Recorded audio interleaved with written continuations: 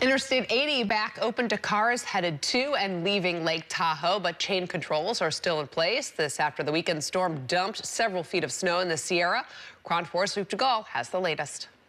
On Monday morning, Interstate 80 reopened over Donner Summit, this after days of constant snowfall. Outside the California Highway Patrol's office in South Lake Tahoe, Officer Ruth Lower says snowdrifts were everywhere. Preparation is key. Officer Lower says safe driving in the snow requires experience and precautions, and some people are not heeding the warnings. You could still see the shenanigans. You could still see that people were just not adhering to the warnings. And, you know, if you did not need to be on the road, there was no reason to be on the road unless there's an emergency, of course. Big rigs are still forbidden, but as of Monday, Interstate 80 is back open to cars following a weekend of closures, and several are still in place. Highway 88 out at the Carson Pass west of Kirkwood is still closed, and I'm sure that's going to be closed for a minute.